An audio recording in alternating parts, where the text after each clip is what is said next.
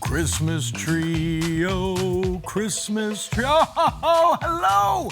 What's going on, y'all? Friday, Wake Up Barstool. The big boys are back. That's right. We'll recap last night's Thursday night football game. We got another edition of Smash or Pass. We got the guy, Brian Baldinger, stopping by to talk some NFL, preview the weekend that will be.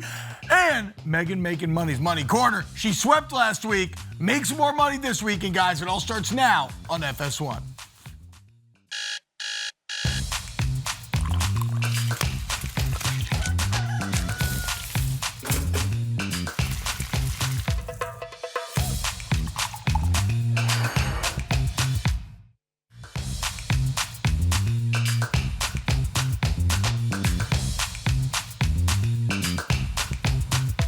What's happening? Oh, yeah, baby!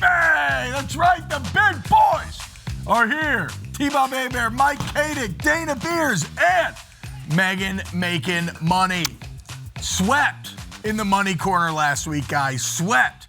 So lock it in and pay attention because it's Christmas and, you know, gamble responsibly and everything. But you know what would be nice? What if you had a good weekend and you could buy an extra present or two? Okay? Cheer. Megan going to put you on some game this morning. Guys, is this your first time in the beautiful new Christmas studios live event Lisa made? Oh, look at that. Killed it, bro. You got a stocking. Yeah, you got a stocking. You got your Pats. Pretty cool, man. Mikey, you got the Steelers. Yep. I got the Saints. I think I would have preferred LSU maybe right now. But, That's beautiful.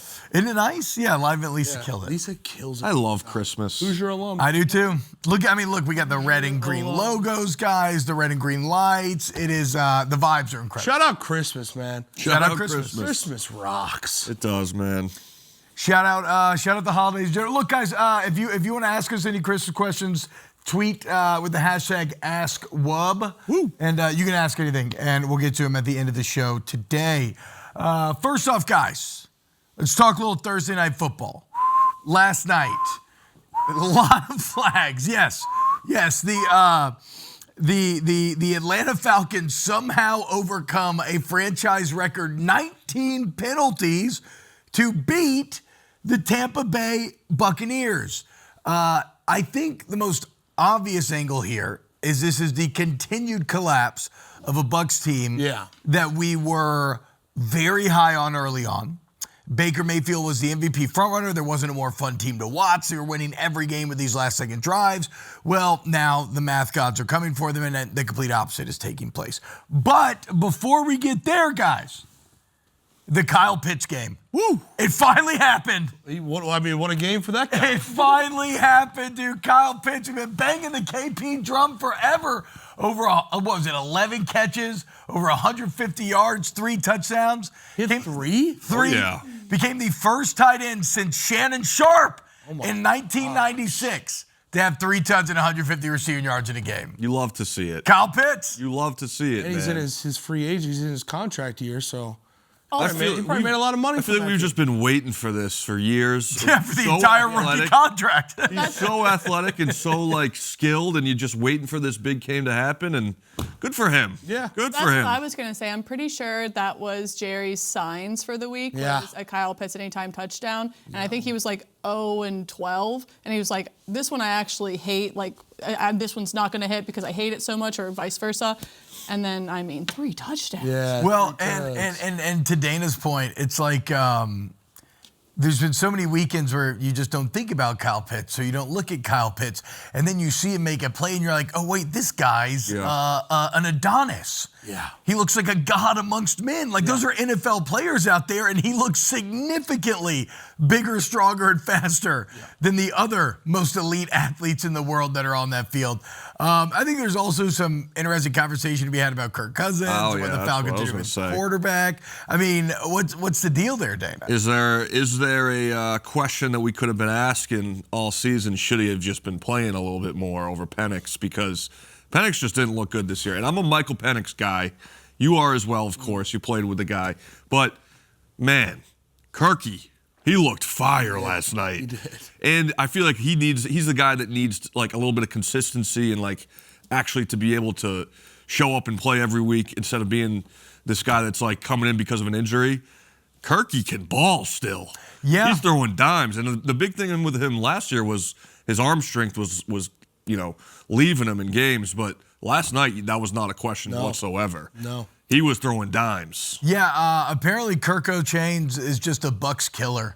In his time in Atlanta, he's now 3-0 against them with 1,100 yards, 11 touchdowns, 1 pick. Just dominates Tampa for whatever reason. Now, from the and look, yes, like if you're an Atlanta fan, there's a lot of conversation about mismanagement. Is this actually worse for Raheem Morris? Because you're like, what the hell have we been doing all year? To Dana's point, why weren't we playing Kirk Cousins? We're paying him $100 million. It's a bizarre situation. Very bizarre. Top to bottom. And they have these just elite weapons. I mean, Bijan Robinson and Kyle Pitts, probably two of the more, Drake London, like some more exciting skill players in the entire NFL. You have a good young defense. Why is it all so bad in Atlanta?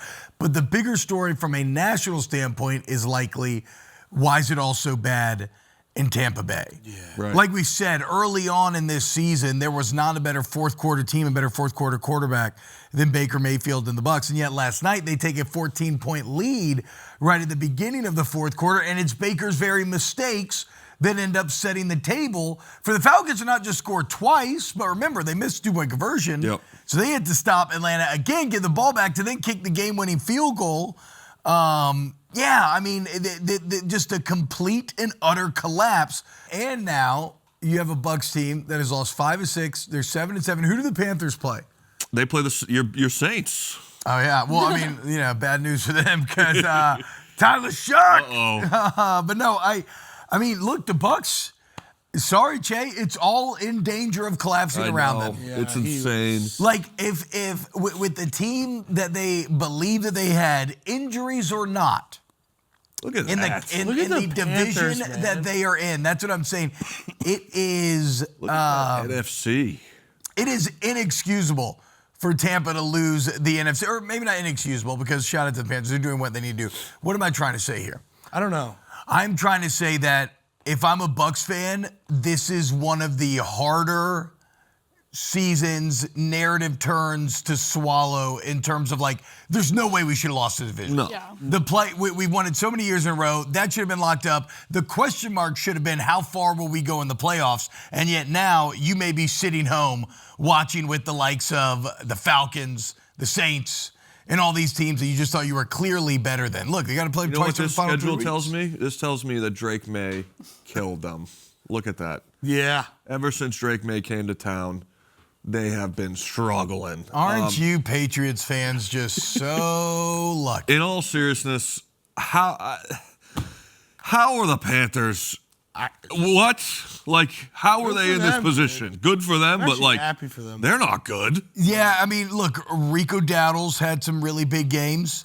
Bryce Young is up and down, but I would say this season there's more good than bad. I read a pretty crazy stat. He was either the quick. I can look it up. It's just buried somewhere in my notes from the last couple of weeks, but he's either the quickest to 11 comeback wins or fourth quarter wins. He's like right there with Peyton Manning. Like Bryce Young's okay. Yeah. He's okay. Yeah. And he's I'm probably happy for better him. than we think. Good for the Panthers. It's a feel-good story. Somebody else needs to win the NFC South. We'll see if they can get it done again. Going to play the Bucs twice for the final 3 weeks. You mentioned the Patriots. Massive one. Oh boy. Coming up for the Pats this weekend. Pats Bills Part 2. Of course, the Patriots, the only big win to speak of now, as the Bucs win is not exactly appreciated in value, is them going into Buffalo earlier this year. Here's the crazy thing about New England that I cannot shake. Is in a year where y'all somehow, like the Titans decide to fire Vrabel, you somehow get him, you're bad enough where you hit on another quarterback in a top 5 pick, which is always hard to do and sketchy. All these elements that it all came together for you to get these elements, they all come online, and the same time they come online, Patrick Mahomes is probably going to miss the playoffs. There's a very good chance that Lamar Jackson will miss the playoffs. Everything's coming up New England, Dana. It's beautiful to see, man. It's not. This guy's playing like a 10-year vet at this point. And I'm just so happy. And I don't deserve this. I just want to be clear. I'm not one of those Patriots fans who sits here and says, oh, we stunk for 5 years. Poor us. I'm one of those Patriots fans who's realistic and said, we had it made for 20 years. We had an amazing, amazing run, and this is not fair. But again, I've sat in this seat many times. I've said, let's all slow down. let's see what happens with these tough schedules, the tough part of the schedule coming up, and let's see what happens in the playoffs. Before we start going crazy and saying we are the best team of all time, like let's just see what happens. And I was wrong when I said that 6 weeks ago. I was like, let's slow down. Let's see what happens. I don't know how they're going to be against the Bucs and against the Ravens and against the Bills. And turns out they just keep winning. So these next couple games are going to be tough, but man, it's so fun to watch. I love Vrabes. I love Diggs. I love them all. To me, the narratives hanging on this Bills game are absolutely massive, right? For the Buffalo Bills, this represents a bit of a golden ticket game. Because right now, Bills fans are on the verge of panicking, thinking they wasted their window of the Patriots being bad because all of a sudden here the Pats are, they're back. Well, you go into New England this time of year when it matters more, you get revenge, you beat them, okay, it's all good. And then for the Patriots, the entire season, we're all saying, well, have they played anybody? Like as a joke, we did the NFL playoff committee where we took college criteria and selected teams, and I left the Patriots out because their schedule, despite being 11-2, right? So, like, if the Patriots want to quiet that down, go win this weekend. But if they lose, then all the people that are calling them schedule merchants are just going to get that much louder. So, like, that's fair. The narrative swing potential in this game is as big as any game in the NFL this weekend. Yes, I've been hesitant, like I said, to just like call them an elite team. They're winning who is put on their schedule, and that's all you can ask for. Yeah. But don't apologize for it. This is the biggest test, of course, that they've had so far, and we'll see, man. I mean, it's exciting. It's at home. It's going to be nice and cold, but this is just one of those games you strap in, and you just hope for a good one. Dana, do you think we're going to see a potential legacy game out of Drake May? I don't know. Maybe it's a little early. Early legacy. It's a little Drake early, legacy. but I mean, if he can beat Joshy at Foxborough, that's a nice win in his. I mean, if Drake May were to two-piece Josh Allen the first year that he comes online, it'd be nice. That I agree with Megan. That's one of those first kind of foundational bricks in the legacy. It's kind of like Tyler Shuck. It's definitely like I said with those two don't belong in that same sentence. No. I legit all respect to Tyler Shuck. Ever since I watched the Tyler Shuck propaganda video that went viral a couple of weeks ago, he looks like Drake May to me. Like how he moves. He's the next Drake May. Except he's like 29 years old. Doesn't matter. It doesn't matter. He's still the next Drake May. Get out Our of here. Cousins is showing us age is nothing but a number. Yeah, dude, we got Phillip Rivers about to start, dude. Hey, okay, another great game this weekend, guys. Potential Super Bowl preview. Packers-Broncos. Obviously, the Packers, a team that it's odd that they can be so great. I believe they're now the 1 seed in the NFC after beating the Bears last week. But they've kind of done it quietly. Gone about their business. The Broncos, they're a team that's a bit odd as well in that they don't blow teams out. They're not like Seattle, but they just consistently find ways to win. They have an elite defense, and Bo Nix has a little Elway in him where he sucks for 3 quarters and turns it on in the 4th. Yeah. Listen, man, this is similar to the Patriots where it's like you see the Broncos winning all these games, but for some reason you still have a little doubt just because – it's this young quarterback, and you don't know really who they beat, but they keep winning, and they just keep getting these tough, hard wins, and their defense is amazing. So it's like until they give you a real reason to doubt them, like why are we doubting them so much? I think it's because your point stands. What wins championships? Defense or quarterback? Defense. Okay, defense wins championships. Thank you. 55 sacks is a lot of sacks. No, I know. They're incredible. And I guess, look, I think there's a few playoff teams that are in the Broncos defensive tier. The Seahawks would be one of them. Definitely the Texans with those pass rushers.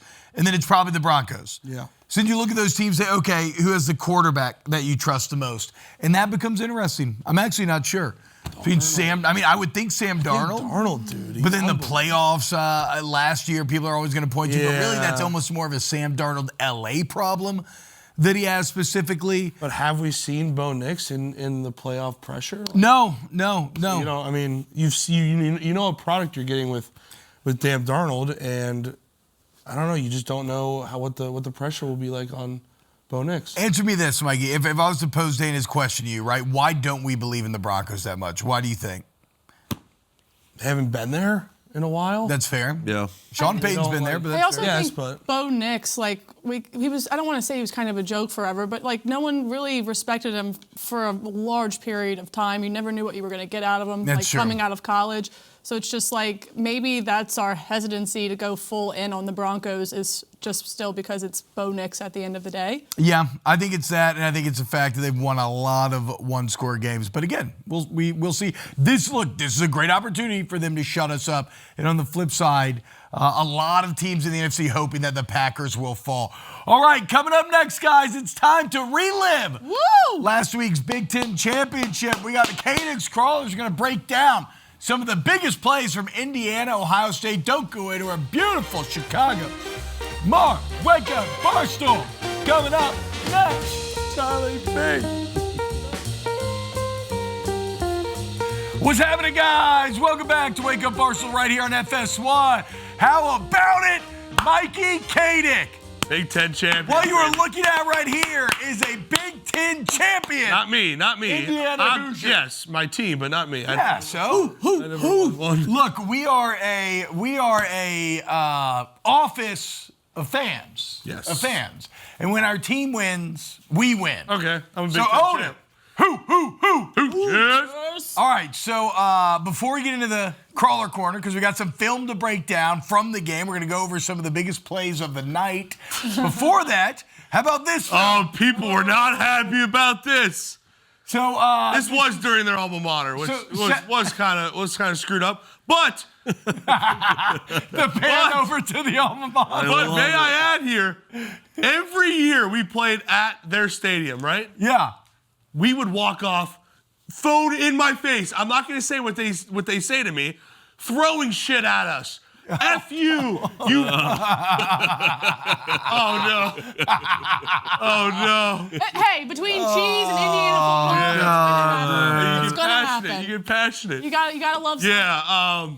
Yeah. They weren't happy about this, but they said, "Oh, win with class. Win with class." It's the same fans telling me to win with class as they're recording me saying insane stuff Yeah. to me as I'm walking off their field. So they can all kick it, man. No, man, win with class overrated. Look, just win, baby, and then celebrate. Yeah. It looks like you're being nice. It looks like you're saying sorry to Yeah. and I didn't apologizing. realize how close look, I was. Look, you're like, oh, good game, guys. Yeah, good game. Oh, sorry. Look, I hope you get home safely. Yeah, get home. Hope the buses are warmed up for you guys. Katic, you deserve to talk all the smack in the Thank world. you. I agree. Like it's like we come from a place where we play neck. Yeah, that's not, right, baby. That's not very respectful. Guess what? You deserve to talk your smack to everyone. Thank you. Shout out to India. I will. To the victor goes the spoils. Yes. And here we have an Indiana Hoosier team that has, in some ways, completed the most incredible sports journey that we've ever seen. I mean, Curt Cignetti could almost I would say this. Curt Cignetti could be considered the single greatest college football hire in the sports history. Here you have an Indiana team that was the losingest franchise in college football history with over 100 years of a sample size, guys. Cignetti shows up, and now in 2 years, he has lost 2 games to the teams that would play for the national championship, and he has now avenged the loss against one of those teams in the Big Ten championship when they were the prohibitive favorite. It's actually insane. And look, you see it right here, guys, the Heisman odds. A very funny moment from Gus Johnson at the end of the game where, as the broadcast is about to go dark, he goes, and how about now? Give him the Heisman. Kind of a reference when he made the Heisman call. Remember, Gus did in that Penn State game. Yeah. And a lot of people clowned him, said it's too early. Doesn't look like it's too early anymore. Fernando Mendoza minus 1,800 to take home the award. Me and Rick went down to Bloomington on Wednesday, hanging out with Fernando, shooting a video. Doesn't even he knows the Heisman's coming up, but he's like focused on the boys, man. I got in late, but I got still 25-1 on Heisman. Oh, no late. way. Yeah. It's fantastic. The only Heisman I made bet was Jake Malisic got me to bet on Chandler Morris. That was pretty dumb. Oh, God. Rule number one about working here: never listen to Jake Malisic when it comes to T-Bob, did you have- anything football. Sorry, Megan. Oh, you're fine. Did you buddy. have any Heisman winners when you were playing at LSU? No. I know LSU now seems like a school that produces Heisman. Yeah, I was just wondering. No, Billy Cannon was the only one in the 50s for forever, for the entire, until Joe Burrow. Sick name. Great name. Sick name. And look, I personally think Diego would be my vote, but Sure it would. But I have no problem. I have no problem with Mendoza winning. He's a very deserving winner. Also, his post-game interview, I will continue to champion and continue to celebrate because the sincerity shown, the genuine emotion and joy is far too rare in this uber cynical age in which we live. Dana, any questions? I want you to pancake me soon. we can do that. Oh, hell yeah, dude. Can I watch? That's not a question, but Can I watch? That's a I word. want a field, and I want to go at you. Okay. I want an open field. not I in want to studio. run at you with a Oh my spin God. move. Okay. And I don't know if you will pancake me. Can we do a run block as well? Absolutely. Okay. Yes. Because you like to get really high. I wouldn't hate putting give a me your helmet. I chest. wouldn't hate putting a helmet on. All right. Yeah. Okay. Are you craving I'm contact? craving contact. We can get into something on Saturday No, night. the producers are wanting to do it in here right now. No, guys. Saturday night, though. There's too many sharp corners, I think, in here to do this right now. But, well, Sounds like we got a soft boot. Do it. should we? No. And not the yet. mom in me Not is yet. looking at all. I've counted 15 corners. Dang. That was my first FCC violation. 11, 12, 13. That was my first FCC violation. Welcome Oh, to the club, shoot. bud. All right, guys. Oh, crud. More Wake Up Barstool. We got Smash or Pass and plenty more shenanigans coming up here on FS1. Oops, wrong. There we go. Let's see.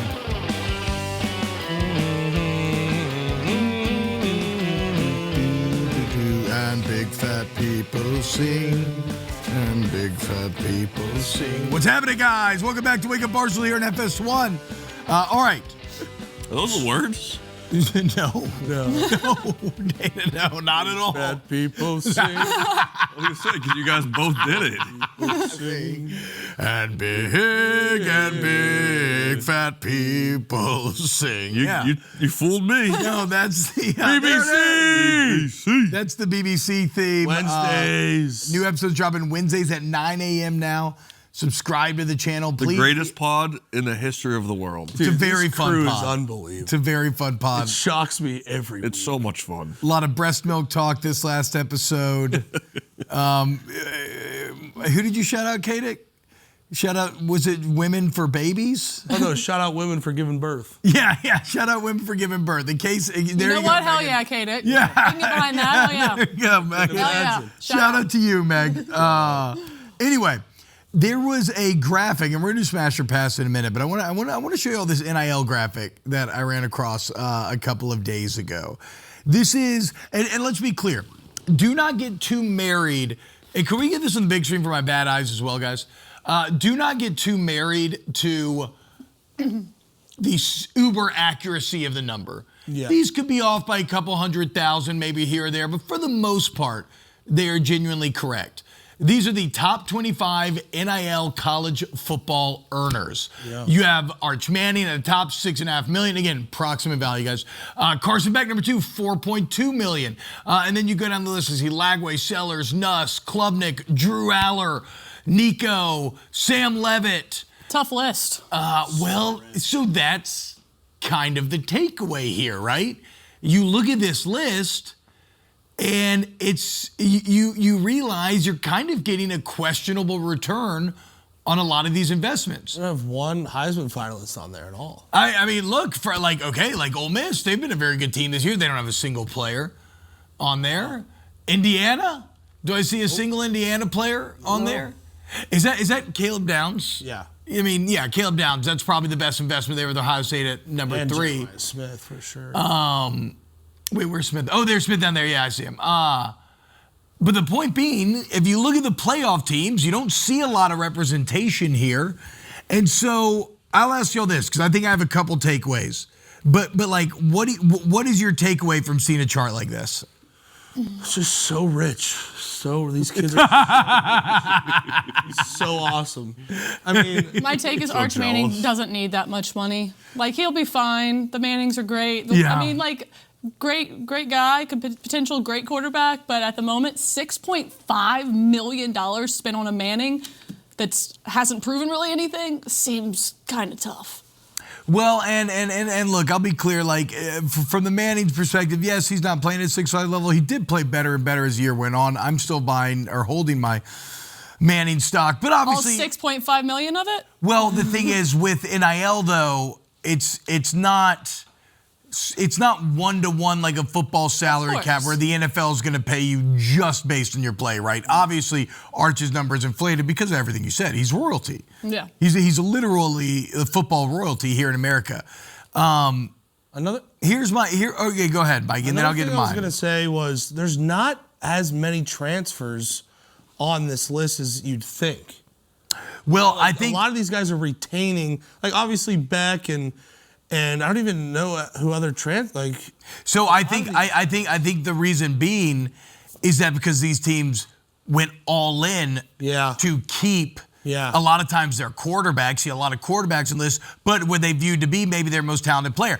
But here's my biggest takeaway: is that when I look at a chart like this, I think you could hypothesize that if I have millions of dollars to spend, instead of going all in on one great player, it might be good to spread that among multiple good players. Yeah, spread the right? love. Yeah, take $3.5 million that you were going to give to your quarterback, maybe accept or get a lesser guy at quarterback, and then go get you a $1 million D tackle, Right. $1 million linebacker, $1 million guard, and you turn one player into 3 or 4, and maybe your team gets better overall. Again, I know that math gets a little spotty with quarterback, but you see a lot of quarterback desperate teams. DJ Lagway had to hold on to him. Lenore Sellers had to pay him, had to hold on to him.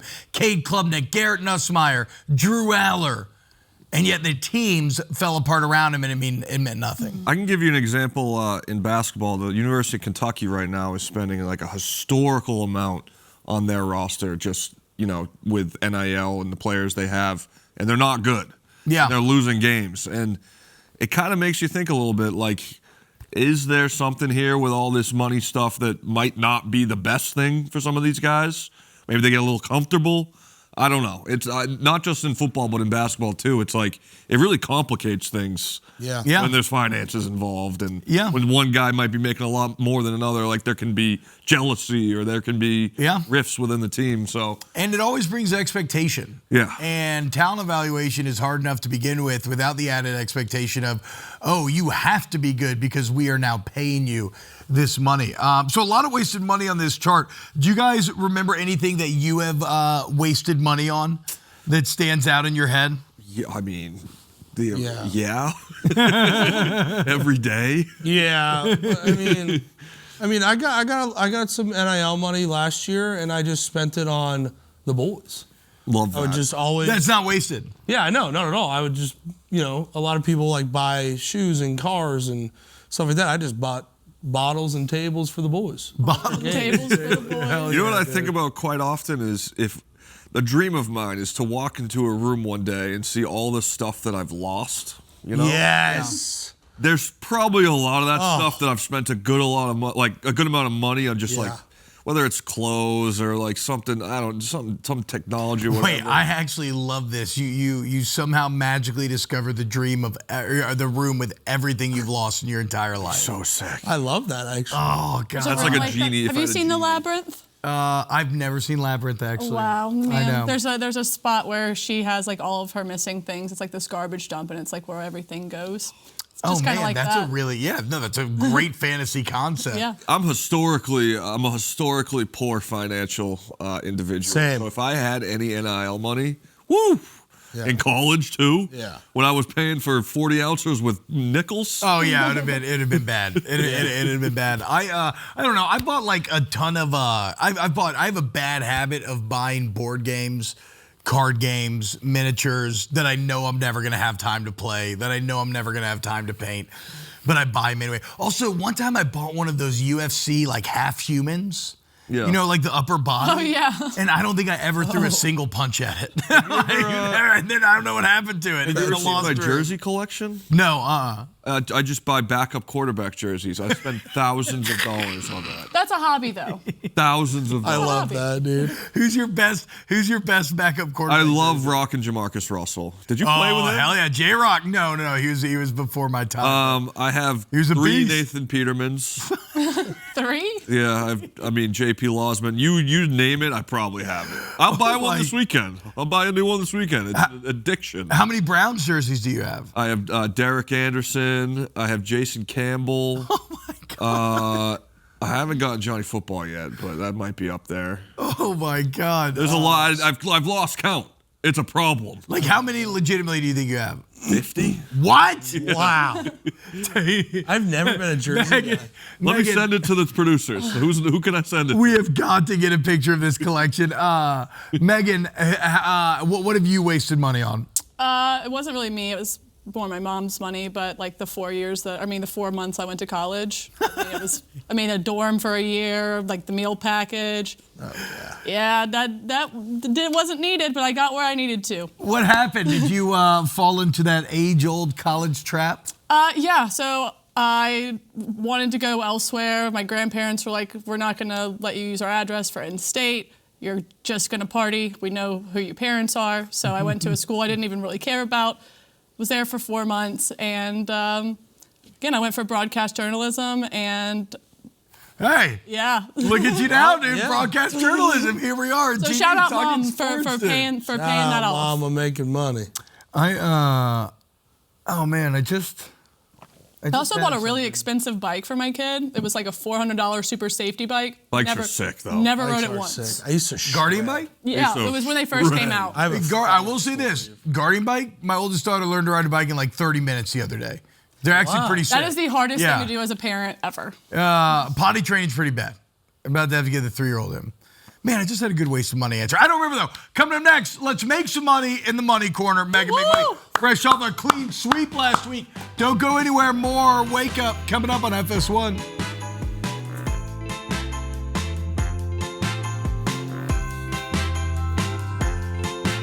What's happening? Welcome back to Wake Up Barstool. It's time for Megan making money's money corner. Welcome back in. As T-Bob has already alluded, we swept last week, but we're going to have to change gears. Not a lot of college football on, so we're going to go with the NFL. Uh-oh. First pick, we're going to stay here in the Windy City, and I'm going to take Caleb Williams over 200-plus passing yards. That was plus 109. Bears are off of a loss, playing at home. Yes, the Browns' defense can be stingy. Myles Garrett is always scary. However, it's not like quarterbacks aren't putting up big numbers. For example, last 5 games, Geno, Rodgers, and Drake May were all able to throw over 200. And while Caleb has not surpassed this number in 2 games, he's very capable as he's hit this prop in 4 out of his last 7.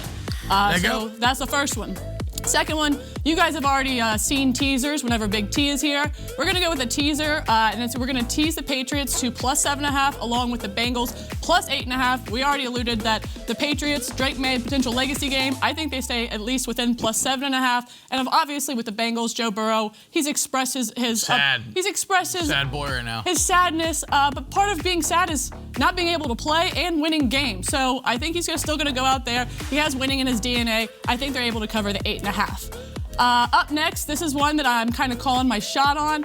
We're going to go to the Raiders-Eagles game, and I'm going to go the team total under 7.5 for the Raiders. It's plus 260. The Eagles need a humongous get-right game at home in the city of brotherly love. I think they're going to have a defensive shutout here, and the Raiders under 7.5 plus 260. Let's see. I also like the Chargers. Don't really need to say much on that. I just think they're the better team right now. And of course, Mahomes will probably pull a rabbit out of his hat, but I like them plus the 5.5. And lastly, we have Brock Purdy over 22 plus completions. He's done this in 3 home appearances. In his last 3 home appearances, Titans defense stinks, bottom of the league. And look, I think Purdy's gonna be running around a lot of dink and dunks. 22 plus, and that's what we're gonna go with for this week. Hell yeah, that is the money corner, guys. Put the graphic up in case people want to screenshot it. and have it saved Let's for make some later. Christmas money. Yeah, let's make some money to stuff those stockings. I have a question. Yeah. What is pulling a rabbit out of the hat? Where does that come from? Magicians. They do that? I think it's a classic old trick. Okay. I thought they pulled birds out of. There's a lot of doves, a lot of birds as well. God, I love you. You didn't know? Come on, Yes, man. I do, dude. Come on. You never seen a magic movie? I've heard the phrase We've seen before. it in like cartoons. I've like, heard the phrase, but I've never seen it in person. like so. Bugs Bunny out of a hat. Unless I see it, it's not real. Hour 2 of Wake Up Barstool coming up next. Brian Baldinger kicking us off. Woo! Let's go.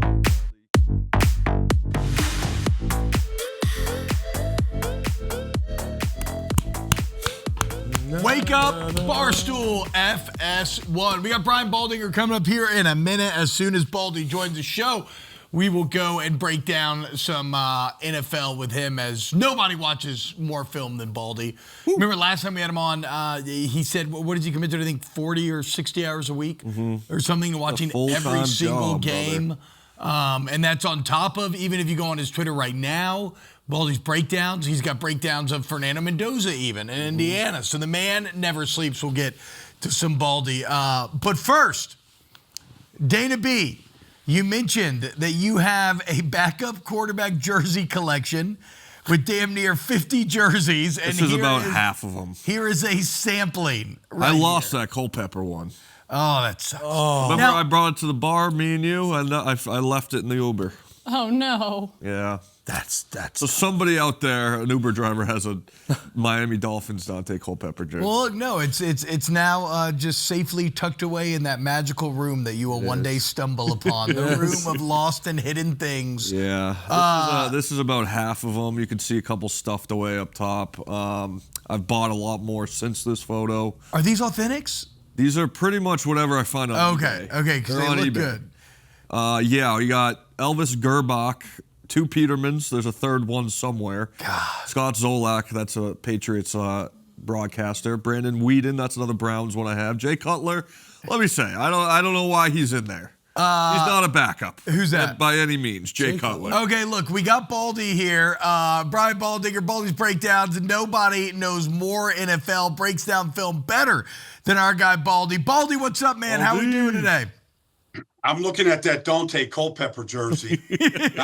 That's a sore point in Jimmy Johnson's career. Yeah. Coming back to Miami, coming back and missing out on Drew Brees and settling for Dante Culpepper. Things might have gotten a little bit different down there in South Florida. Yeah, I mean, as the story goes, right? The doctors didn't clear Brees' shoulder. This was after the labrum surgery with Dr. Andrews, and well, I'm glad they didn't. Because my New Orleans Saints, it's the only way that they were ever going to win a Super Bowl. All roads. So look, sometimes it's better be lucky than good, Baldy. That was what Bobby saying. That's the perfect definition of better lucky than good. I mean, where would Sean Payton be if he didn't have Drew Brees? He'd be in that graveyard of other Saint coaches, probably. Well, and now look at him. Now he's in Denver, and they're freaking awesome, and they're winning games really closely. And it's a conversation, Baldy, that we had earlier in the show. And so I want to bring your expertise in. We all were talking about the Broncos. They're 11-2. They've been great. They have an incredible defense, championship-level defense. They're really good in the margins in close games. But we all kind of have a lack of belief in them, maybe compared to some of the other elite NFL teams. Where do you sit with the Denver Broncos? Well, I mean, they haven't played the toughest schedule. I think the second easiest schedule in the league. Them and the Patriots. That's one of the reasons why both teams are 11-2. But I don't want to take anything away. A win is a win. They're going to get a good test this week from Green Bay. We'll find out a lot more about them. I don't think they run the ball particularly well. R.J. Harvey had a good game last week. You got to run the ball in January to win football games. You got to be able to melt the clock when you get a lead. You saw what happened last night to the Bucs. I mean, they had a 14-point lead in the fourth quarter. They couldn't hold it. That happens in playoff games. That stuff is important, especially when you start getting to, December and January football when the weather gets lousy and the fields get lousy.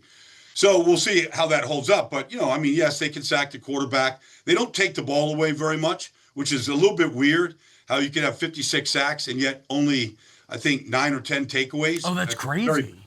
You would think, like, with the pressure that they apply, that they get the ball out of the quarterback's hands or intercept more passes than they do.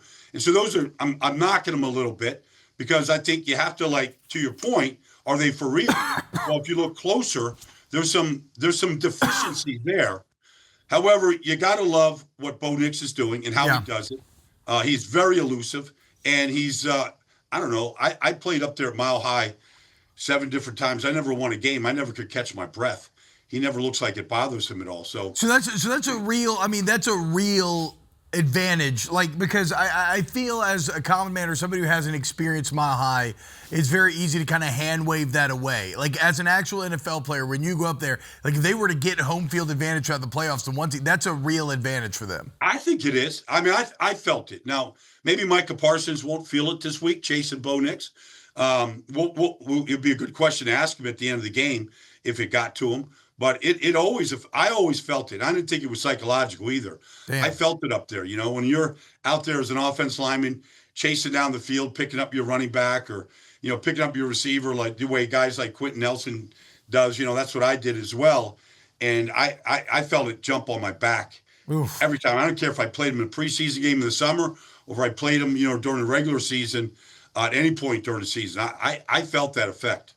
Baldy, we talking a little bit more about this Packers-Broncos game. Obviously, the Packers are starting to get a little bit healthier here with some of their receivers coming back. When they are healthy and they're rolling, would you say they're probably one of the top offenses in the league? Where would you rank them just in terms of when everything is going right, that offense with Jordan Love? Well, the problem they had middle of the season, they lost Tucker Kraft. He was a great player. Yeah. Blocker and receiver. So they struggled a little bit. But the bigger issue to me was, you know, when they lost Elton Jenkins, they put Sean Ryan in at center and they put Jordan Morgan at right guard, and Morgan wasn't very good, and they weren't very good in the middle. And then they replaced him with Anthony Belton, the rookie out of North Carolina State. And I feel like now, at least the last 2 weeks with Belton at right guard, they look a lot better. And now they've gotten Josh Jacobs back healthy, who's just a beast. But now you're talking about the receivers. Now you can get the ball to Christian Watson and, you know, Romeo Dobbs and Jaden Reed. You can get and even Musgrave is waking up right now. And Fitzgerald. Like, it feels like there's real targets, and Jordan Love doesn't feel like he's under siege right now. So I feel like they fixed the offense line. It took a while, but I believe in this kid, Anthony Belton. He's a big, wide body. You know, he's got good balance. He's never on the ground. So we'll see. We'll see what he's like against, you know, Jonathan, you know, Franklin Myers and Zach Allen and Malcolm Roach and the interior guys for the Broncos, who are really good players. Hey, Baldy, I love breaking down offensive line film. It's like something I love doing. What's your favorite scheme to break down? Like run block? Wait, Baldy, real quick. I got to jump in here because this guy right here, this is Michael Katic. He was Indiana's center last year on the playoff team. So this guy was on the ground floor of the rise of the Hoosiers right here, Baldy, and he loves O-line. He loves you. I just wanted to be very clear about that. Yeah. Well, I mean, you were snapping O'Rourke last year. Yeah. Yeah, so you've watched Mendoza this year. Yeah. What's the big difference between the two? I just don't. I think Mendoza's accuracy is unbelievable. Yeah. His deep ball accuracy is great. You know, You saw in the touchdown throw. yes, You know, that take the lead all last year. week. His back shoulder throws. Yeah, the one against Oregon after the pick six. Yep. And but I think, you know, Rourke's way to manipulate the deep ball as well and manipulate defenses. He was so smart, and he would watch film with us and break it down, and he was just such a smart. I'm sure Fernando's just as smart, but I'm just not in the room with him. But yeah, this is just kind of the. I mean, Fernando's like 6'5", 220, right? Like Rourke was 6'4". Oh, was he? Yeah. Okay, never mind. Very My tall, bad. All right, sorry. I just wanted you two to meet because I know you love ball. Yes. I was asking your favorite run blocking scheme to break down. Duo guy, like what are you? I know they run a lot of duo in the NFL, so. Yeah. Well, I mean, there's a play that everybody has, and they run it once or twice a game. Almost everybody. Detroit started it. I call it triple trap, double scoop, right? What? And so you've got a tight end in a wing position, and he's whamming, and then the right guard is trapping, and then the left guard is kicking out as the left tackle is going up to the second level, and the center is going up to the second level. And they get like these double scoops, and a guy like, you get a guy like Jahmyr Gibbs, he sees that, and there's some space there and some daylight, I mean, those backs, Bijan, Gibbs, like these guys just hit it and split it. Like I see that play and I go, oh God, triple trap, double scoop. I mean, that's heaven right there. Yeah, I love It that. sounds like an ice cream order. Baldy, okay, actually, you know what? I have a million questions the producers want me to ask, but I'm going selfish here. I'm going off script. How about Tyler Shuck, dude? Is Tyler Shuck legit? I know I'm buying into the propaganda, but I like a little bit of what I'm seeing out of this Saints young quarterback. So I met him this summer, and it was on a Saturday, and Kellen Moore had a full scrimmage, right? It was a 160-play scrimmage. Damn. Like he wanted 2 games. And it was in the heat, like in the soup of New Orleans, right? Yeah, Or hell Metairie, yeah. wherever that is. Yeah, So anyways, that counts.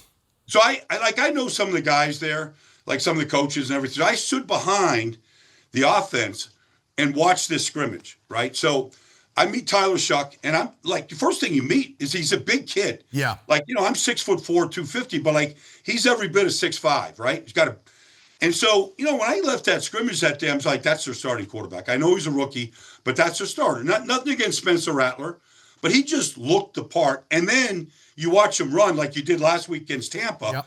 And he's elusive. Like he's fast. So now he's big, strong, fast, and he's got a good arm. All right. But, you watch him the last 2 weeks against Miami and then last week against Tampa, and all you see is this guy that is just improving. Like he knows where to go with the ball. And I feel like there's a future for him. Now, I don't want to like I've seen guys have, a resume of 3 games and you just want to put him in the Hall of Fame, Like I'm not doing anything crazy, but I feel like that's a guy that the Saints can develop. I know Kellen Moore. I know how he thinks. I know what he wants. Like this touchdown run. All right, how many guys can do that? I thought he played really well. He gets out of harm's way right there. That was Vita Vea. Try to put him on the turf right there. Like you get away from some Polynesian power. That's legit. But I do like what I've seen.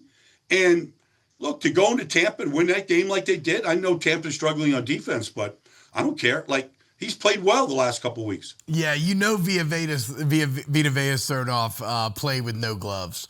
That's always a red flag. But the thing about Vita is he could play that game with no helmet. He could play with no shoulder pad. Yeah, he's like a sumo. Like it would just be like rugby in Samoa. Yeah. Me and Katic got to go up against some professional sumos here in the office the other day, Baldy, and the power. They may not have the lateral quickness, but the power that these guys have, it's unfreaking real. I was in Japan last year. I took my girlfriend to a sumo wrestling dinner and a show. And, I took pictures of some of the guys. Like, it's something special in this world when we can celebrate fat. Yes. Just celebrate. Like, can we stop with the toned bodies and all? Like, just celebrate fat. Look at that. Just enjoy being fat and strong. Oh my Strong, God, fat, I love it. and like a good base. Give me somebody that's fat with a good base, and I'll find a way to celebrate that. Big boys are in. Yeah, we so need to back. make we need to make a Big Boys Club shirt. Strong, fat with a good base. Baldy, that dude. lights me up, man. All right, Baldy, more NFL here. Lions Rams this weekend. The Lions, we know they're a solid team. We know they're a solid culture, right? Like the fact that they haven't lost back-to-back games in 3 years, it proves that. And yet, the NFC margins are tough right now. And they're kind of on the edge of not being able to make it. The Rams look like they might be a Super Bowl favorite-esque team. How are you scoring this one? Is this a last stand for the Lions? Well, here's the thing. While they haven't lost 2 in a row, they haven't won 2 in a row since October 5th. Yeah. They've gone 9 weeks without stacking a W. And now you got to go and face the Rams. I feel like this is a bad matchup for Detroit here because their secondary has been beat up all year, and it is again. And that's not the team that you want to play. Like, I love the way the Rams have been constructed. Like, I don't think anybody wants to give any love to Lamar Jackson. The guy hasn't had a holding call, and he doesn't get beat. Now, you'll put, Hutch will be out there against him. We'll go both sides. But I want to see him against Hutch. Because if you protect Stafford, he's going to carve you up. He's just that good. And Puka and Devontae and any one of 4 tight ends can beat you. I think this is a tough matchup for Detroit. Now, maybe they can get in a track meet with Jameer and with Jameson Williams and Amon-Ra. Like, that could be a track meet because they're capable of doing it. I would attack the corners in Los Angeles, but you got to deal with the good front now.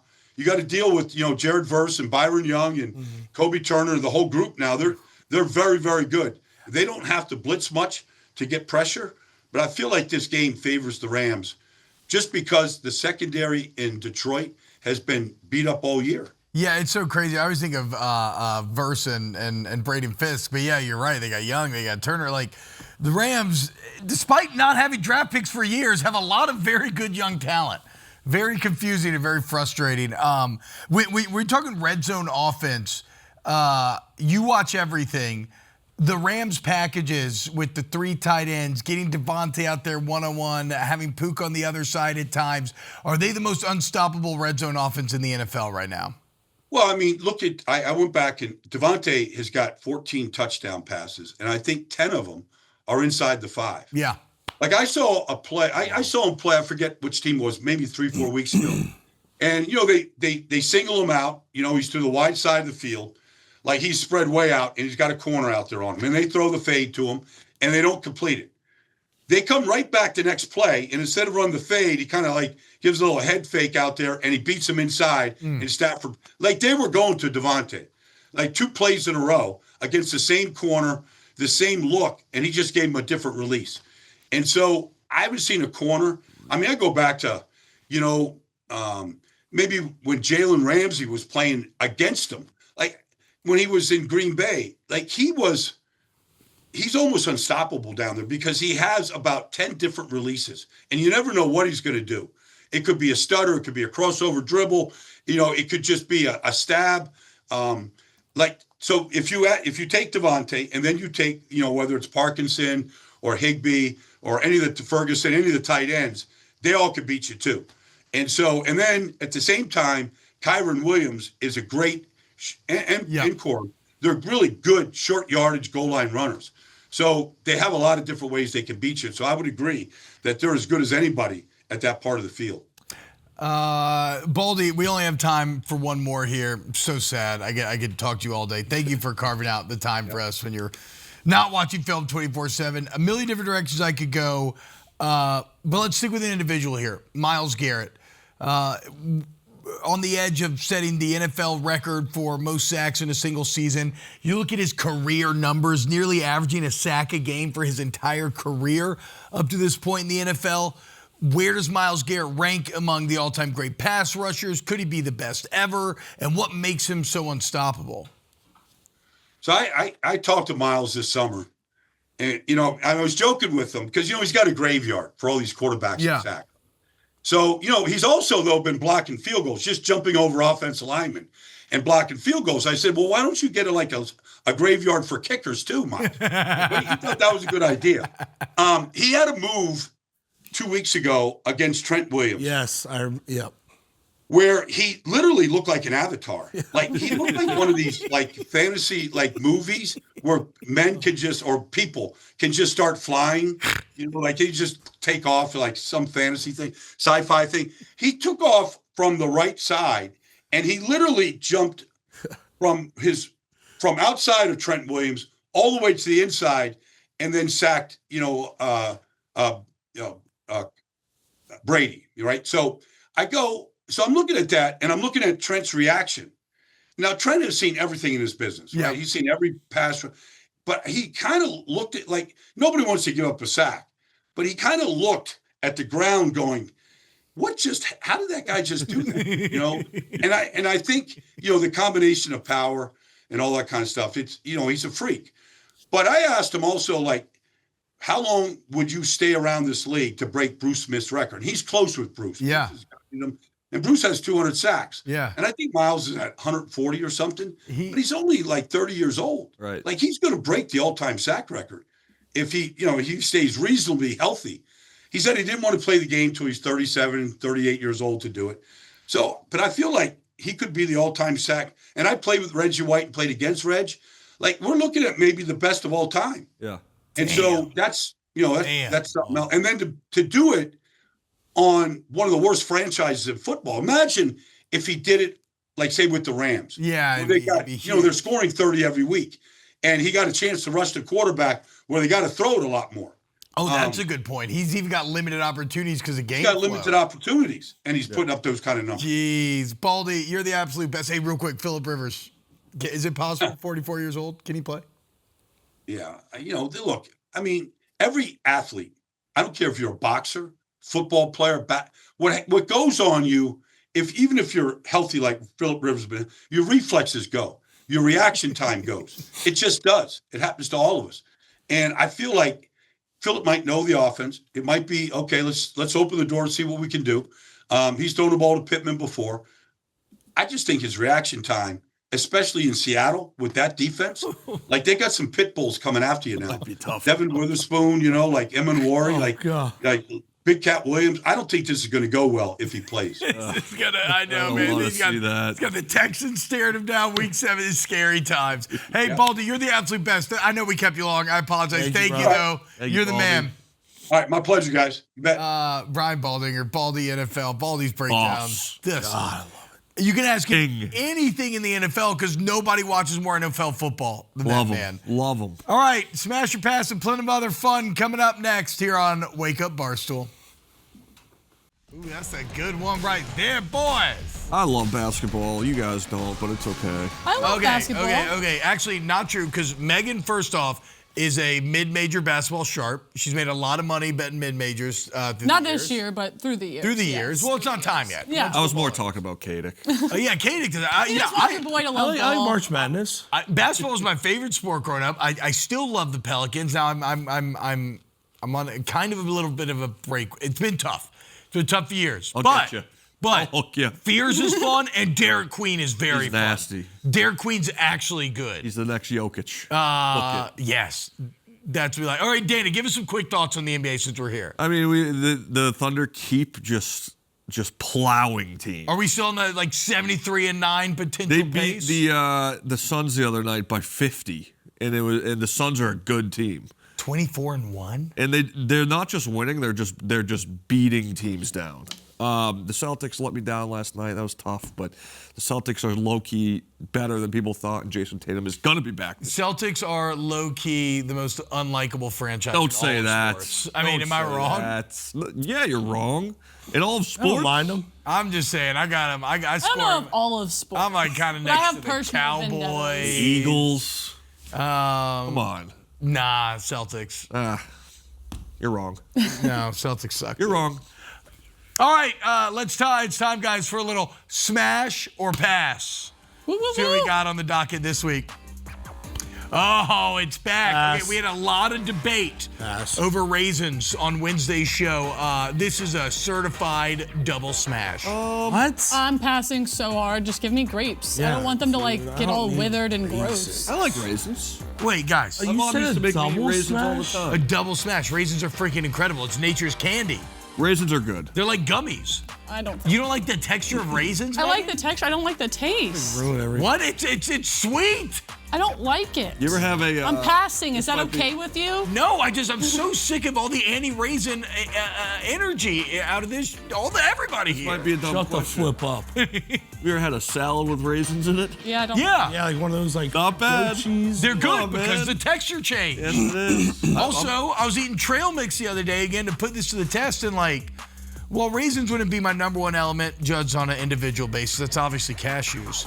Raisins are the O-line of trail mix, okay? in on raisins. They hold everything together. dare. The texture change from the crunchy nut to then the gummy raisin is what makes everything work. Don't yes. ever compare raisins to I don't know if I've ever seen Unheralded, disgusted. yet makes everything work. It all starts up front in the trail mix. I'm with the Katic. raisin. I've never seen Katic so disgusted You're disgusting. at what you just I said. can't believe The M&Ms are the back. trail mix is horrendous. No. Whoa. Okay. We're Not not horrendous. We're not besmirching trail mix. Raisins ruin trail mix. That's the dumbest thing I've ever heard you say, which is No, the saying dumbest something. thing you said. Also, Trail mix Megan, with no, M&Ms. M&Ms Yes. should not be in trail mix. They Raisins should. should- The most overrated part of it, easily. All right. Look, raisins has caused a rift that this show has never had before. Raisins Let's go to next. Line. Get the Wasabi. Is it by itself or is it with sushi? We're gonna assume it's with sushi. Okay, I'll smash. I don't know I'll many smash. people who are eating wasabi by I itself. like putting it in the soy sauce. Yeah, mix it up in there. I like to put smash. that. I like to do that, and then put little bits on each bite. What of is sushi. wasabi? Is it a It's plant? horseradish. It's ground Asian horseradish. Okay, that makes sense. I thought it was peas. I thought it was hot peas. Where did you think want the sushi. extreme? I might get sushi. Yeah, have you tried horseradish? Have you tried wasabi now, Yeah, Dana? yeah. I thought it was like peas smashed up and just like with some spices in there. Like horseradish, I love a good clear out your sinuses bite of food. Oh, I could use one of those right now. Yeah, dude. Sinuses Bro, are the cocktail sauce at St. Elmo's in Yeah. Indianapolis. Oh, I've heard that. You want to talk about a Mike Tyson right hook? Yes. That'll knock everything Where is it? out. In Indianapolis. Oh, should we Everybody go? talks about Like- St. Elmo's. Oh my God, I've never it's been. unbelievable. Oh, I want to eat. Come on, this happens every week. I'm Even so though, hungry. Megan, help me out here. So Dana just had cocktail shrimp for the first time, and he is claiming that shrimp doesn't taste like anything. It does. I think maybe like, or if you're getting it from a supermarket and they're already like washing it and like putting it like, you're not gonna get like the good seafood salty brine flavor. Like, but if you're getting it at a restaurant, I think they taste like something. I didn't. It tastes like shrimp. It just tastes. The day that you said like that, nothing. I found some in my fridge and I was eating them to be like, is Dana right? No. Tastes like It ice. No, it tastes like shrimp, brother. I'm telling you. It's like water. It does. It tastes like a cube of water. That'd be an ice cube. No, Matt wants to know if you're unfreezing your shrimp. The shrimp are not, they are unfrozen. I mean, they're Dana's just like what you get out of a They have no bag taste. somewhere. You know? Dana's just eating like bait shrimp. It's an ice cube. You're eating All an right. ice cube. Next, smash or pass, eggplant. I'll smash. I like I fried mean, eggplant. not on its own. Yeah, the fried you eggplant. You have to just smother it. in Fried eggplant sauce. fries Yeah. with like I'll parm. smash. I'm gonna have a trust tree honesty moment here. I don't think I've ever had eggplant. I've never had Eggplant eggplant parm. Okay. Fried Never eggplant. had fried Fried eggplant. zucchini. It reminds me a lot of a fried green tomato, but like not. I've It's a never little had bit fried more green meaty. tomatoes. Try I've never been anything. And you're talking about revoking my Southern card. Well, I mean. Oh my God. Did I? You tried. Wait, you tried when? for whenever I said I didn't like grits. Whoa. Oh yeah, I did. Oh damn it. You fry anything, Beersy's eating it. Yep. Yeah. Yeah, for Fry a sure. shoe, I'd eat the shoe. Yeah. I We saw fried a guy- football in I here. saw It a did not guy go that well, deep though. fried a knife recently. Really? I would have eaten that. That seems like it would do a number on your insides. Yeah, for sure. Just shards of metal blades going down. next on Dana Hey, but he Tries. fried it, dude. He fried it. I had to eat it, dude. All right, welcome back to Dana Tries. We're trying a fried knife. We tried to eat the fried football on the Thursday show here, and it did not go well. All right. Sorry. Where's everybody on eggplant? Smash. I'm smashing yeah, it. smash. I love sauerkraut. Yep. I'm passing. Never had, actually. I'll put that on my list right now. Yeah. I've only had it Sauerkraut. on like, I think like some Kibasi? sandwiches and like maybe like sausages. So it seems fine. Yeah. I don't mind it, but I'm not gonna like go out of my way to like seek out stuff. Yeah, I don't think I could say smash because I don't crave it. Yeah. But I mean, I'm open to it. Yeah. I'm open to it. You want me to read, Jeremy wants me to read some of the things I haven't tried here. So, Yes. let's go. Calamari. Delicious. Whoa, bro! Speaking of great fried food, brother, Delicious. Dana, you gotta your put life you will on some change. calamari, dude. I don't know what this, it just says candies. I don't know why I wrote candies. That doesn't make sense because I've had a lot of candies. Poutine? I've never had either. I really You'll want. love poutine. It's like too. gravy fries, right? Oh yeah. Eggs Benny? Oh, so good. Like a crab eggs Benedict. Oh. Matcha? holidays? Matcha, is that what they call Never it? Yeah, had matcha. matcha. It's. Never had- I don't never think had you'll it. like that. Crab legs? Yes, so Oh, Dana. And then I've had lobster in like a lobster roll, but I've never had a physical just like lobster where you have to crack it open and eat it. Yeah. Crab legs are so much better than lobster. good. We had crab legs here It's at not the even office. close. It's not even close. I think Oh, I'm doing. God. I think I'm gonna do lobster and crab legs. Might be a hot take. Wait, sorry. Go ahead, Maggie. My hot take. Crab legs are leagues above lobster.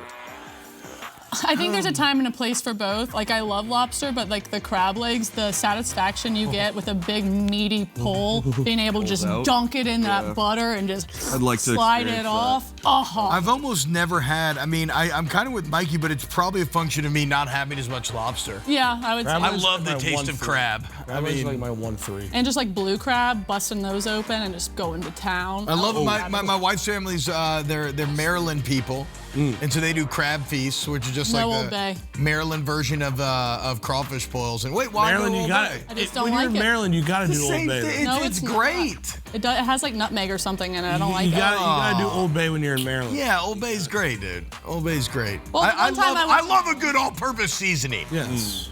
Any all-purpose seasoning. I'm all Tony's this way. Dana, Calamari. producers had the same reaction, of course, that everybody has when they hear you haven't tried something. I thought he was from the Northeast. Everyone said, I know, man, I know. It's not my fault. Guys, back up. Well, no, it is your fault. It's not your mom's It's not fault. my mom's fault. It's not my dad's fault. We just didn't do it. I don't know what to tell you guys. We didn't go to seafood restaurants. We didn't make seafood. We didn't live on the water.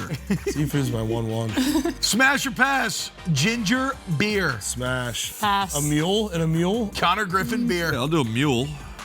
I just don't really like think I've ever ginger had. stuff.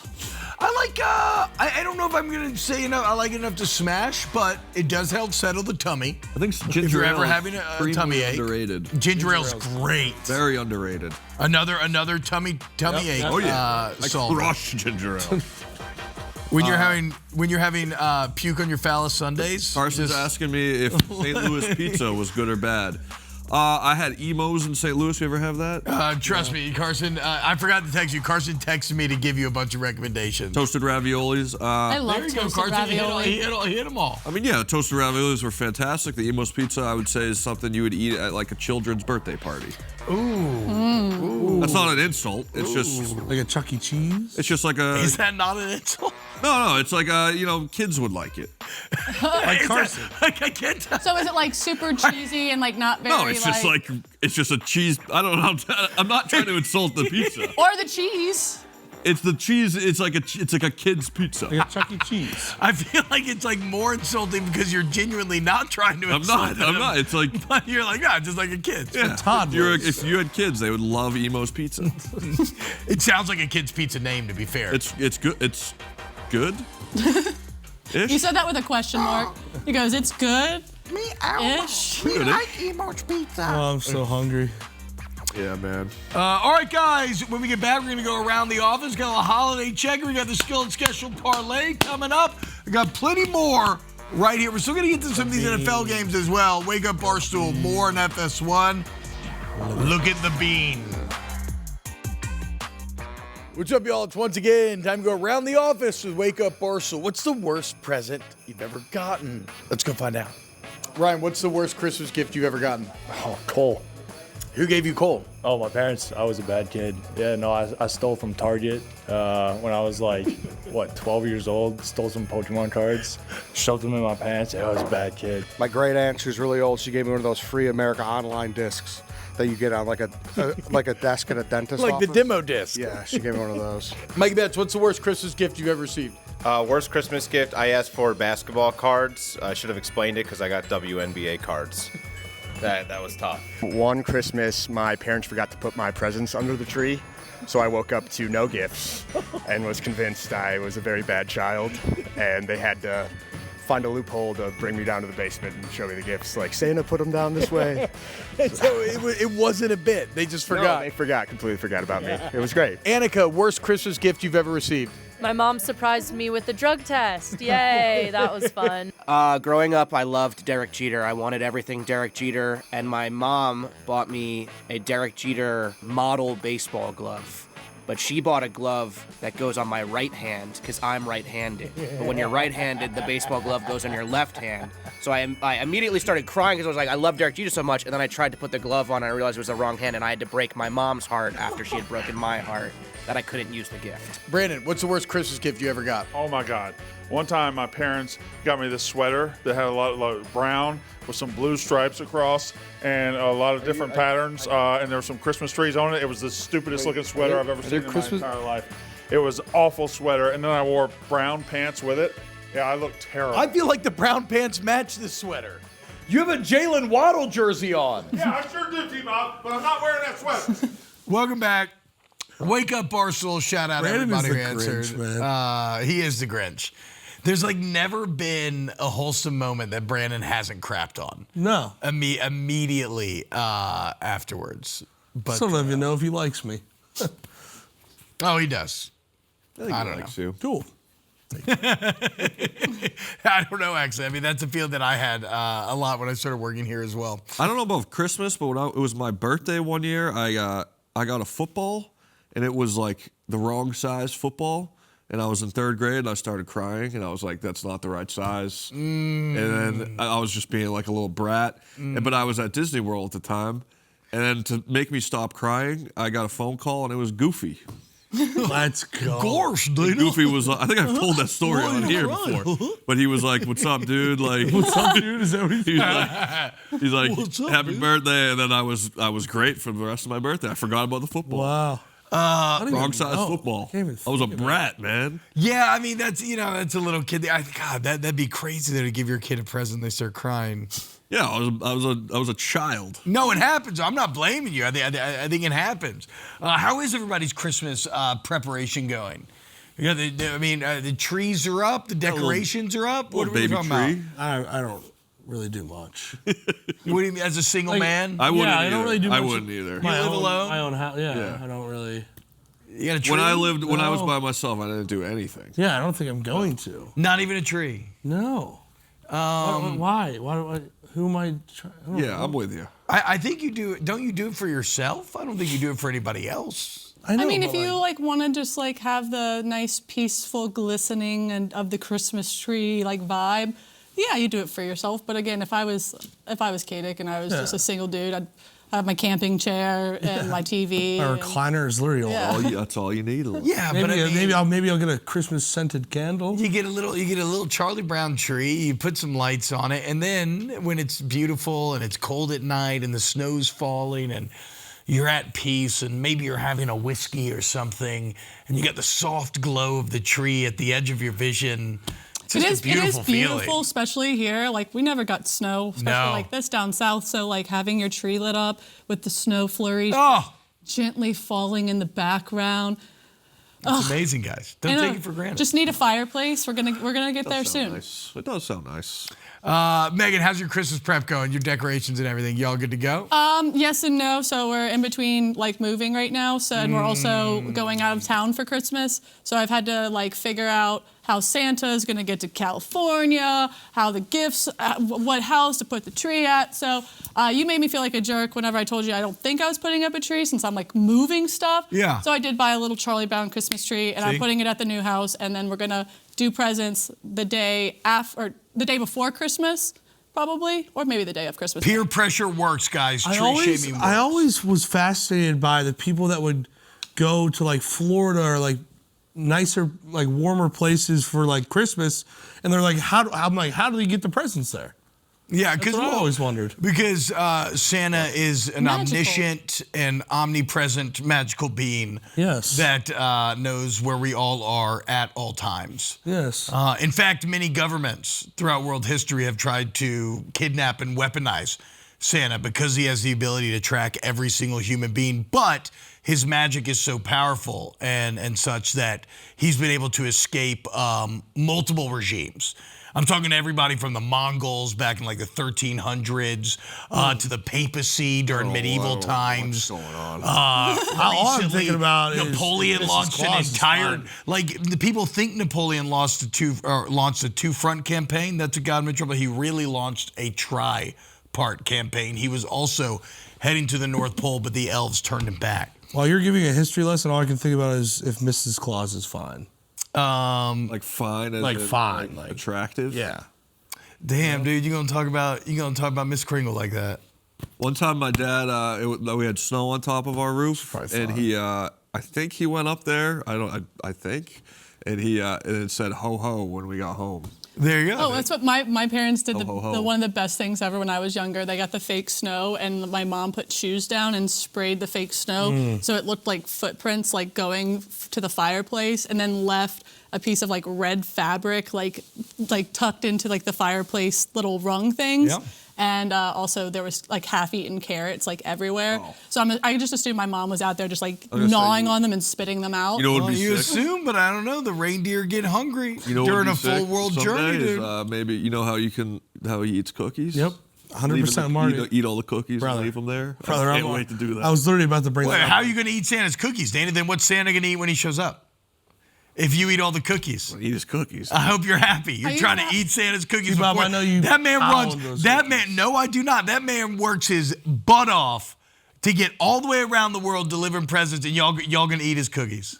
I have a question. That's Do you sad. guys ever have to leave out anything obscure for Santa, like other than milk and cookies? Like my Santa needed a bush instead of milk. Like it was a bush beer with a cookie. No.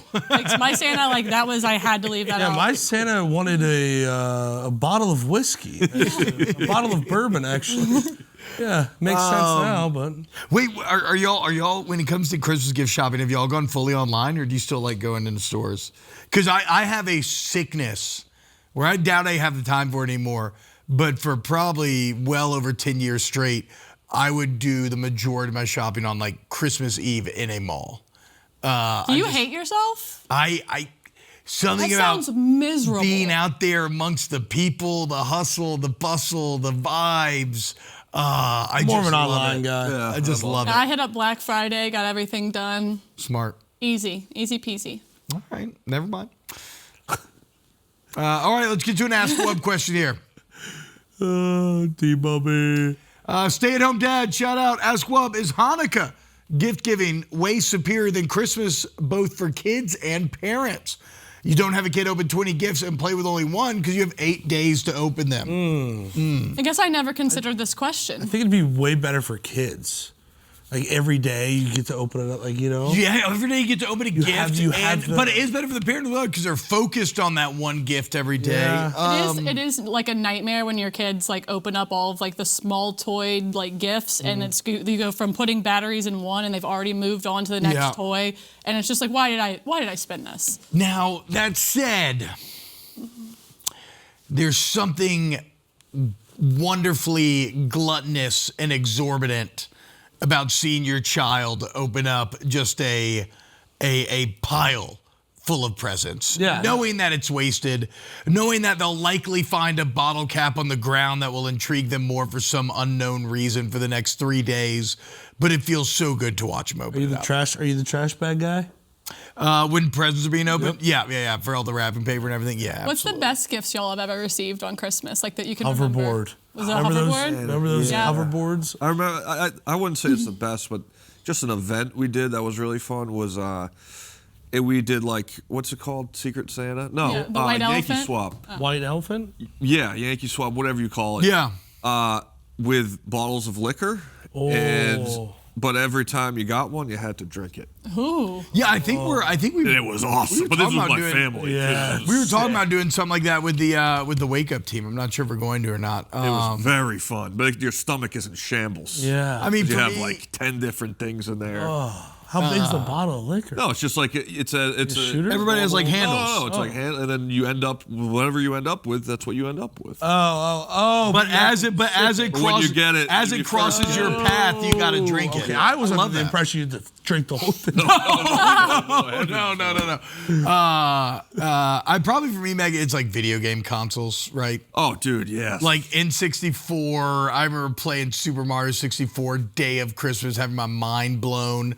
Play Resistance on PS3, The Wii? Dreamcast, playing Sonic Adventures. I love it. I love the Yeah. whole My dad was like kind of hit or miss for holidays because of work, and he wasn't supposed to be home for Christmas. And he came home and then said, like, because I already opened the gifts, but he's like, check behind the fridge. and I'd wanted a dog forever, and I checked behind the fridge, and there's a little crate, and there's a little West Highland Terrier puppy, and I cried. Oh, that's amazing. And cried. Like, it would have gone so violent. Like, the videos now of the kid just being like, oh my God, is this mine? That was me, and I loved that. There is something so awesome. Behind the fridge is a crazy place to store the dog, too. Well, it was like a double fridge, so it was like it had like a gap. Yeah. You know, I wouldn't look there. I wasn't going to look. Yeah, for sure. There's something so awesome and exciting about like opening all your presents, and then your parents are like, one check more. behind, you're like, one more. Or like you think you're all done, and then like, check behind that, or All right, Gotta guys. look in the garage. Yes. We got one more segment on the other side of this break. We got our Skillet special parlay coming up. Going to try to win it. We got a Juggernauts update, word of the day, and more. Don't go anywhere. This is Wake Up Barstool, and that is Chicago, and we are hungry. Yes. So hungry. Jingle bells. Here it is, guys, the Skillet special parlay. Last week we were so close to hitting. This is plus 1,300. Megan. I'm going to go with the Colts plus 13.5. I know we don't know who's playing quarterback. However, Seahawks aren't blowing people out. I think this game is close, and whoever they put in. What? Didn't they just blow? I think the Seahawks might have the biggest point differential in the maybe I got that flipped whenever I sent this morning. But hey, you know what? We're still going to go with it. No, hey, screw it. Instinct, Hey, look. baby. Whenever you're asking for a pick at 5 o'clock in the morning, maybe my brain gets a little jittery. Well, the Skillet special parlay is just kind of a fun fire it off. It is. See what Fire happens. this thing off. It's a lot of points, okay? Dana went with the heart here. Yes. No, that Katic did. My bad. I went with the Fighting Danas. I assumed. I apologize. It's all right. I apologize. Mikey. Well, what happens when you assume? You make an ass of you and me. Thank you. I went with the Fighting Danas plus 1.5. Woo! All right, Dana, back to the association. I'm hot right now. I've been doing my job in the Skillet parlays. Hell yeah, I'm giving the Dana. NBA picks, and they're hitting. All I do is watch basketball. The Timberwolves are better than the Warriors. Steph Curry's back, but it's the T-Wolves tonight. So I have the Army-Navy under. This is something that's hit like 19 in the last 20 years or something. But PFT just told me that we've changed the Department of Defense to now the Department of War. Oh, Meaning we're adopting a more offensive bit. You know what? Last second switch, guys. Give me the over. Over 38.5. Let's bump up those odds some more. All right, there it is. Skill special parlay. Dana, why do the Juggernauts suck? What's going on? Juggernauts, our basketball team is just, listen, man, we don't have any chemistry. We don't have any A bunch of me guys. We need some I don't me know guys. if it's a me guy problem. It's just we haven't played together. In our first week, 2 guys were missing. We had 2 subs.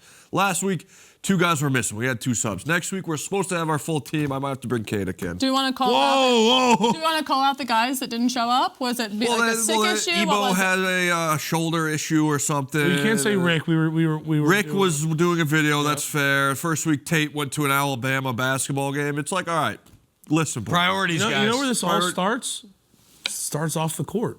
It does. You gotta It build. does. You gotta gel. We went and got beers after the game the other day, so maybe that. All right. Word of the day, boys. Yeah. To close things out here. Sycophant. Sycophant. I know that. I hate you. There's a lot of these people in this company, myself included. A sycophant? Yes. Narcissists? Someone that no. doesn't like to see others do well. Negative? That's very funny though. No, yes men. Oh. People who are just always going to say, oh, yeah, boss. Like, oh, yeah, you're right. I am that. Oh, yeah, you're the absolute best. Yeah. sycophant. We're all David Big Cat That's me. sycophants here. I have no problem admitting that one. That's sick because it says sick. Like, Yo, check out this snow globe. Dana goes, narcissist. Check out this really cool snow globe, guys. All right, we love you guys. Have a great weekend. More Wake Up coming up Monday. Jingle bells, jingle bells, jingle all. Narcissist? Negative.